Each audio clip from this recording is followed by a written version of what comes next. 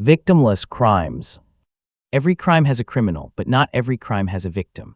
When criminals steal, the people whom they steal from are the victims. Other crimes, called victimless crimes, do not have victims. For example, when someone drives without wearing a seatbelt, there is no victim, but it may be against the law. Normally, laws are made to protect people, but if there are no victims of these acts, why are they illegal? Sometimes the issue is not so simple. For example, many people support laws against selling alcohol to kids. They say that if we do not control alcohol sales, even young children could obtain alcohol. Even though there is no specific victim, these laws protect our society.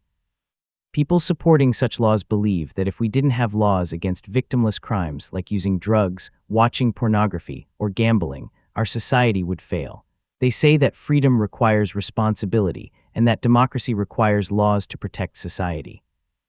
To clarify this viewpoint, let's look at one example of a victimless crime: drug use. It might be correct to assume that if people use drugs in their homes, they are not hurting anyone. However, there are indirect victims. If addicts want drugs but lack the money to pay for them, they are liable to steal or violently rob people. Drugs are connected to many crimes in this way, so even though drug use itself is victimless, it leads to crimes that have victims.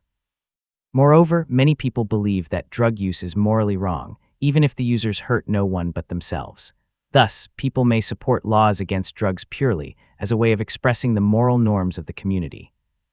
Nevertheless, others say that every law against victimless crime is bad.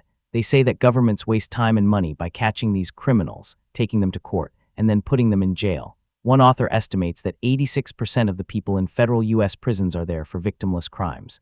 According to critics, no one should go to prison for doing something that did not harm any other person. They say we should not try to control citizens' private behavior. Let's look at seatbelt laws to improve our understanding of this point of view. Drug use and seatbelt use are very different matters, and critics say there is no legitimate reason to mandate wearing seatbelts.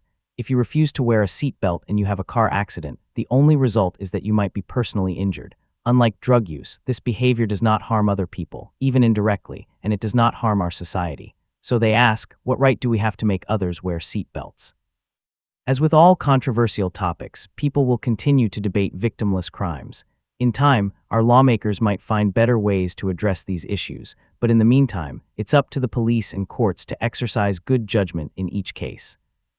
An unusual criminal. People who drink too much alcohol and then drive their cars create a public danger.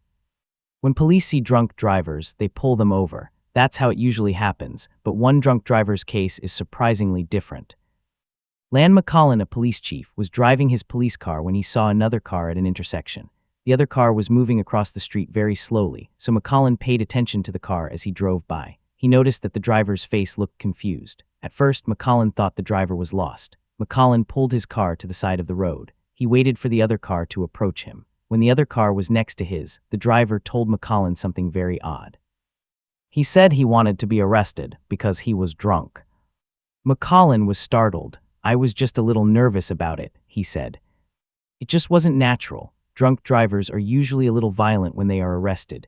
They deny that they are drunk and refuse to obey the police officers. But this driver, Brian S. Kondo, did not act that way. He was a gentleman, very polite and very cooperative, McCollin said. I think he was looking for or needed help. The police chief charged Kondo with drunk driving and driving without a license.